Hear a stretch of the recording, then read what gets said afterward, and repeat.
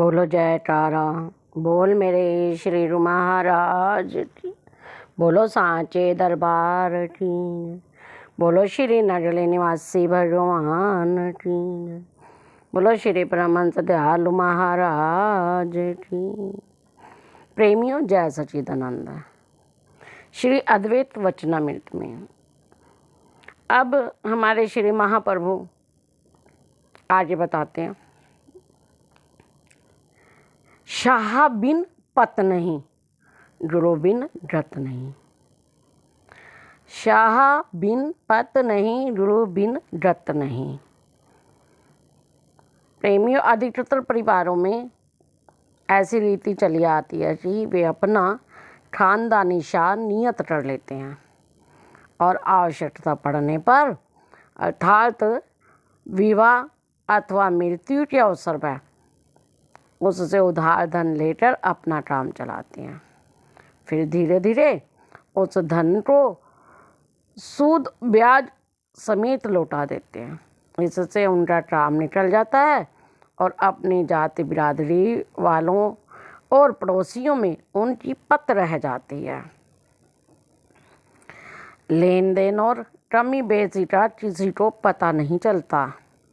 ठीक ऐसे ही अधिकतर परिवारों में कुल गुरु धारण करने की प्रथा भी चली आती है। अर्थात जैसे संसार के कामों के लिए शाह बनाया, वैसे ही परमार्थ के कामों के लिए गुरु भी अवश्य होना चाहिए। नहीं तो जैसे आवश्यकता के समय शाह के बिना दर बदर रुपया मांगने से पत यानी लाज जाती है, वैसे ही बिना गुरु के परमार्थ में भी गति नहीं हो सकती। गुरु का होना परमा आवश्यक है। अब आइए श्री उमर जी हमें बता रहे हैं छोटी सी लीला।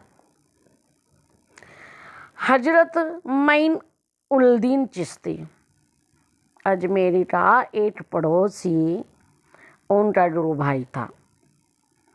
जब वो गुरु भाई मरा तो हजरत चिश्ती उसकी कब्र पर गए। पहले तो उसके चेहरे का रंग फटो गया, बाद में खुशी के चिन्ह प्रकट हुए।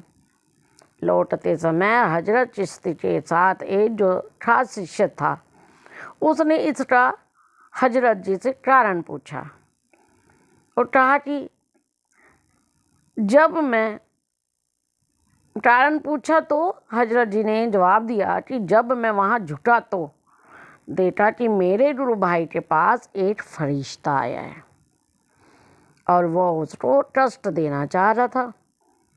इस दृश्य को देख के मैं भयभीत तो हो गया। तो उसी समय हमारे पीर मुर्शिद हजरत उस्मान प्रकट हुए और उस फरिश्ते से कहा कि इसको क्यों कष्ट पहुंचाता है, इसे छोड़ दो। उस देवदूत ने उत्तर दिया, इसने अपने जीवन भर में कोई अच्छा काम नहीं किया, इसको मैं नहीं छोड़ूंगा।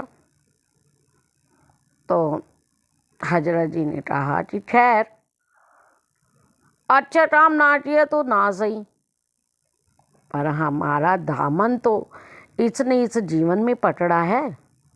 किंतु फरिश्ता ना माना और फिर कष्ट देना चाहा तो गुरुदेव ने बड़े जोर से उस फरिश्ते के मुंह पर थप्पड़ मारा, जिससे वह भाग निकला और उसी समय एक सुंदर देवदूत प्रकट हुआ और मेरे गुरु भाई का स्वर्ग की ओर ले गया। अब आगे बताते हैं कि राजा बलि की तपस्या देखकर देवराज इंद्र को संदेह हुआ था कि शायद ये मेरे इंद्रासन को छीनने के लिए घोर तपस्या कर रहा है। इंद्र ने बलि को मारने के लिए अपने गुरु बृहस्पति जी से उपाय पूछा। उन्होंने बिजली उत्पन्न की और कहा कि अमुक स्थान पर राजा बलि सो रहा है, तुम निशाना जमा कर मारो। ये समाचार राजा बलि के गुरुदेव शुक्राचार्य को भी आंतरिक रूप से मिल गया। तो उन्होंने राजा बलि की चारपाई उस स्थान से हटवा दी। इसी कारण राजा लोग अपने सोने का स्थान गुप्त रखते हैं, अर्थात हर एक को इसका पता नहीं होता कि कहाँ सोएंगे। जिस समय राजा इंद्र ने बिजली गिराई तो वह खाली गया, राजा बलि ने ना मरा।